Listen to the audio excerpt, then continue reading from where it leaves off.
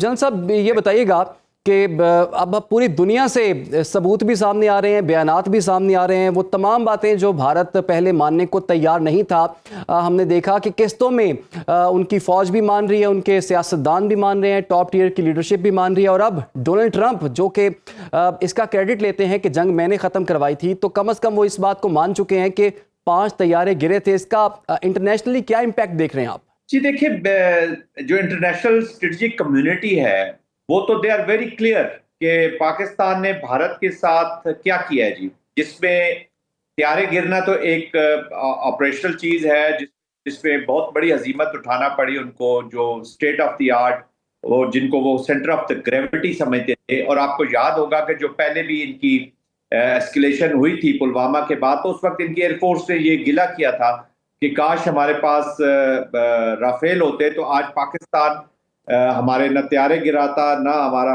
Pilot capture کرتا۔ تو اس کے بعد ہونے کے وہ آ گئے، پھر پاکستان نے ایک وقت آیا کہ for 2 days their air force was out of action، اور یہ پاکستان کے ڈیفینسو منوور میں ہو گیا۔ پہلے ہی 20-25 منٹ کی جو جنگ ہے اس کے بیچ میں ان طیاروں کا گر جانا ایک بہت بڑی آپریشنل امبیرسمنٹ، کسی بھی ملٹری کمانڈر کی سب سے بڑی ملٹری خواہش ہوتی ہے کہ وہ ایک ملٹری امبیرسمنٹ انفلکٹ کرے on to the enemies military, اور وہ پاکستان نے کی۔ اب دیکھیں جو اسٹریٹجک کمیونٹی ہے جس کا میں ذکر کر رہا ہوں انٹرنیشنلی، یہ 21ویں صدی ہے۔ You can't make fool all the people all the time. یہ صرف انڈین عوام کو بے وقوف بنا رہے ہیں، باقی سب کو پتہ ہے۔ پھر بار بار یہ پریزیڈنٹ ٹرمپ کو امبیرس کرتے ہیں کہ ہم نے تو سیز فائر کرنے ہی کہا تھا، تو آپ نے نہیں کہا تھا تو آپ بلائیں امریکن جو امبیسیڈر ہیں نیو دہلی کے بیچ میں اور ان کو ڈیمارش کریں۔ آپ اپنے جو فورن جو آپ کے منسٹر ہیں وہ آ کے بیان دے کے جی ہم کنڈیم کرتے ہیں پریزیڈنٹ ٹرمپ کی اسٹیٹمنٹ کو اور ہم نے تو نہیں کہا تھا، یا پھر آپ کنٹینیو رکھتے ہیں آپریشنل جو آپ نے کچھ جاری کیا ہو تو آپ کنٹینیو کہ آپ کہتے ہیں جی میں نہیں مانتا ہوں امریکہ کی بات یا کسی کی بات۔ ہیونگ سیڈ دیٹ، اس وقت ہندوتوا والی جو سیفرنائزڈ انڈیا ہے جی، it has become a strategic, اس کا جو پورا کنسٹرکٹ ہے وہ جھوٹ کے اوپر مبنی ہے جی، جھوٹ کے اوپر، چاہے پہلگام کا آپریشن ہو، پلوامہ ہو، چاہے نجر سنگھ کا مرڈر ہو، آپ دیکھ رہے ہیں کہ یہ ڈینائی کر رہے ہیں 5 آئیز میں، چاہے وہ گروونت سنگھ کی مرڈر کا پلاٹ ہو، ابھی میانمار میں انہوں نے کیا، یہ ہیوبرس اپروچ کے ساتھ دنیا میں جتنی بھی ان کی اپلیکیشن ہو رہی ہے، ان کے لوگ پوری دنیا سے پکڑے جا رہے ہیں جو ٹیررزم میں انوالو ہیں، because it is a lead instrument of policy.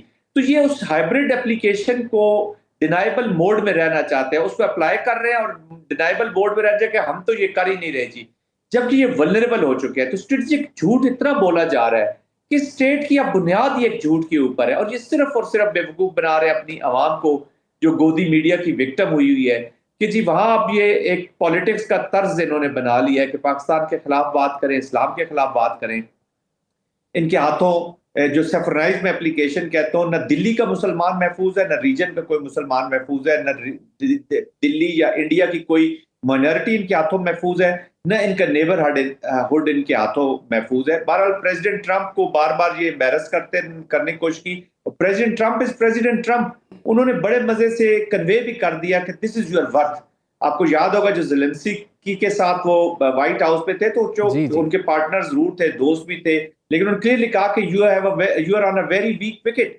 تو وہ پریزیڈنٹ ٹرمپ کی جو اپروچ ہے وہ بڑی کلیئر ہے، تو انہوں نے ان کو اشارتاً بتایا بھی ہے کہ stay to the size of your own, اپنے سائز کے مطابق ہی رہو، بار بار مت بات کریں۔ اور انڈائریکٹلی نے کہا جی کہ آپ نے بھی 5 جہاز گروا دیے ہیں۔ باقی international community is very clear کہ پاکستان نے ان کے ساتھ کیا کیا ہے، اور پاکستان بھی بہت کلیئر ہے، جو strategic mind in side India ہے وہ بھی کلیئر ہے، صرف ڈاؤٹ میں رکھنا چاہ رہے ہیں ایک فکشن ورلڈ جو انہوں نے کریٹ کر اس میں اپنی اچھا جنرل صاحب، ہم دیکھ رہے ہیں کہ بھارت کو انٹرنیشنلی سبکی کا سامنا کرنا پڑ رہا ہے، اور انٹرنیشنل دیکھا جائے تو بھارت اس وقت آئسولیٹ ہو کے رہ گیا ہے۔ مختلف فورمز کی اگر ہم بات کر لیں، ایس سی او میں اپنی پسند کا وہ بیانیہ جو ہے وہ جاری نہیں کروا سکے، نہ ہی پاکستان کا نام انکلوڈ کروا سکیں، کوارڈ کا بھی ہم نے دیکھ لیا، پھر برکس میں بھی بھارت کو کوئی خاص حمایت نہیں مل سکی۔ تو بھارت کے لیے کتنا یہ الارمنگ ہے جو کہ وہ بھارت جو بھی آل فول بکتا تھا یا پاکستان کے خلاف کچھ بھی الزامات لگاتا تھا تو دنیا اسے تسلیم کر لیتی تھی کسی حد تک، اب تو بھارت جو کہہ رہا ہے جیسے کہہ رہا ہے اس کو ماننے کے لیے تیار نہیں ہے، اور خاص طور پر اگر نیبرنگ کنٹریز کی جو آپ نے بات کی ہے، کوئی ایسا اس کا جو ہمسایہ ملک ایسا نہیں ہے جس کے بھارت کے ساتھ تعلقات ٹھیک ہوں، تو کتنا الارمنگ ہے بھارت کے لیے؟ دیکھیے ہیجمونک سٹیٹ شو کرتا ہے اپنے آپ کو، اور ہیجمونک سٹیٹ بننے کی کوشش کرتا ہے، بلی کرتا ہے ریجن میں اپنے ایک وہ کہتے ہیں نا چودراہٹ والا جو رول ہے وہ اپنانا چاہتا ہے. تو پاکستان از دا اونلی کنٹری جس نے پہلے اس کو چیلنج کیا اپنی ڈیفائنس سے. ڈیفائنس یہی ہے کہ ہم کسی کی اجارہ داری نہیں مانتے. ڈیفائنس ہم نے کہاں سے سیکھی ہے کہ ہماری خون میں ہے جی پاکستانیوں کے. حسینیت کیا ہے؟ ڈیفائنس. تو ہر پاکستانی کے اندر حسینیت موجود ہے کہ وہ کسی کی اجارہ داری, تو جس نیشن کا مزاج ہی ڈیفائنس والا ہو وہ کیسے ان کی اجارہ داری برداشت کر سکتی ہے. اسی سے اب نیبرنگ کنٹریز یا جو ریجن ہے, جیسے ابھی بنگلہ دیش کے آپ نے دیکھ لیے, مالڈیوز دیکھ لیا اور باقی آپ دیکھ رہے ہیں, تو نیبرنگ کنٹریز جو ہے وہ افیکٹو ہو رہی ہیں جی. تو وہ بھی اپنی پالیسی کو آزاد کریں. تو ان کی بہت بڑی امبیرسمنٹ ہے. اب وہ محسوس نہ کریں تو الگ بات ہے. آئسولیشن, انہوں نے پاکستان کا نام بار بار لینے کی کوشش کی, اس پہ ڈلوانے کی کوشش کی, مختلف جو وہاں سے جاری ہونے تھے اعلامیے, لیکن الحمدللہ کسی کنٹری نے ان کے جھوٹ کو سپورٹ نہیں کیا ہے. اچھا زینب صاحب, ہم دیکھ رہے ہیں کہ پاکستان کے پاس ایک بڑی زبردست اپرچونٹی ہے کہ آپ نے دیکھا جو سفارتی ایفرٹس پاکستان نے پوسٹ وار کیے ہیں, اور بلاول بھٹو کی قیادت میں جو ایک پورا وفد بھی گیا تو مختلف ممالک کے سربراہان سے بھی ملا اور پاکستان کا نیریٹو دنیا تک پہنچایا. پاکستان کو اس میں بڑی کامیابی بھی ملی ہے. اب آنے والے دنوں میں یہ کتنی اچھی اپرچونٹی پاکستان کے لیے کہ پاکستان اپنی امیج بلڈنگ کے لیے ایسے وفود جو ہے ڈفرینٹ ممالک میں بھیجے اور وہ جو سفارتی کامیابیوں کا ہم ذکر کر رہے ہیں اس کو بڑھاوا مل سکے. دیکھیے پاکستان کو دو ایڈوانٹیجز تھی سر. ایک تو پاکستان کا جو نیریٹو تھا وہ that was based on the truth, سچ کے اوپر بیس تھا جی. تو اس لیے اتنا ایفرٹ جو ہے میں نہیں کرنی پڑی اور سچ ہی لے کر جانا پڑا.